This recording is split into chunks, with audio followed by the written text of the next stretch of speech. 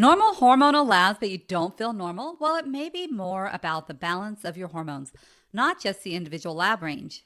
When your hormonal balance tips, you can feel it in every part of your life, from your mood to your energy to your sleep. Think of your hormones like a seesaw that needs to stay balanced. It may not be the actual lab value, but it may be the balance between your hormones. For women, on one side is estrogen, your growth hormone that builds tissue, but it also ramps up your nervous system. On the other side is progesterone, your calming hormone that soothes the nervous system and promotes deep sleep. When estrogen is high beyond physiological levels compared to progesterone, even if both are technically normal, you get estrogen dominance, where you may have heavy or prolonged periods, emotional ups and downs, bloating, sleep disturbances.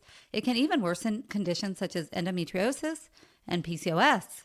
For men, your testosterone is your building up hormone. It builds up your muscles, supports motivation, increases your energy.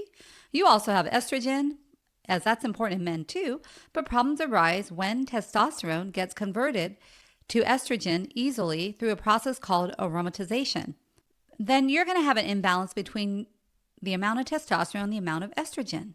This can lead to lower libido, fatigue, slower muscle recovery, increased belly fat, and sleep disruption. So why do these hormones become imbalanced in the first place? There are four main culprits that is the same for men and women. Number one is chronic stress. In your hormonal pathway, progesterone is one of your precursors where it can either go down the stress pathway to make cortisol, or it can go towards making your testosterone and estrogen. So if you're chronically stressed, you're more likely to deplete your progesterone to go down through the cortisol pathway. The second culprit are environmental estrogens. Yesterday's daily habit was about plastics. So plastics, as I mentioned, has chemicals that mimic estrogen, so that can lead to estrogen dominance. But these chemicals can also be found in receipts and personal care products. We call them xenoestrogens. Then that can lead to higher levels of estrogen in both men and women, leading to imbalance. The third way is through diet, not getting enough protein and healthy fats, and eating more processed foods that increase blood sugar or insulin can trigger inflammation and disrupt hormone signaling for everyone.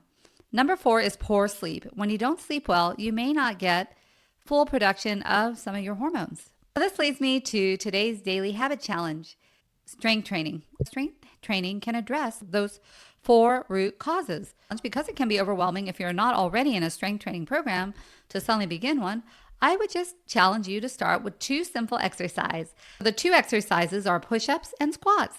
The push-ups will work your upper body, your core, and you can even do them against the wall if you're not able to do them on the floor. And if you are able to do them on the floor, you can do them in tabletop where your knees are a little bit closer to your hands, or you can move your knees backward where you're more in the modified push-up. Or if you're strong enough, you could do a full body push-up. But I would aim for doing anywhere from 10 to 20 repetitions until you feel some sort of muscle fatigue in your upper body. You also want to make sure you hold that core in when you do the push-ups.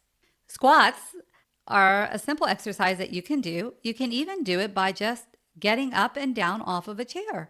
That's kind of the basic level. And then you can do squats with a light set of dumbbells or just your body weight, and then progressively increase your weight until you're doing about 10 to 12 repetitions, feeling the muscle fatigue. Now, you do want to make sure you check with your doctor to make sure that you don't have any mobility conditions or any musculoskeletal conditions that affect your ability to do these two exercises. As you incorporate some of these simple movements through your day, just continue to add more and more strength training moves until you're doing a full body strength training workout about twice a week, whether that's consecutively in the gym or at home, or dispersing different exercises through your day. I hope this was helpful, and I hope you're enjoying these daily habit challenges. Don't forget to follow or subscribe so you don't miss out on future tips. Thanks for listening, and have a fantastic day.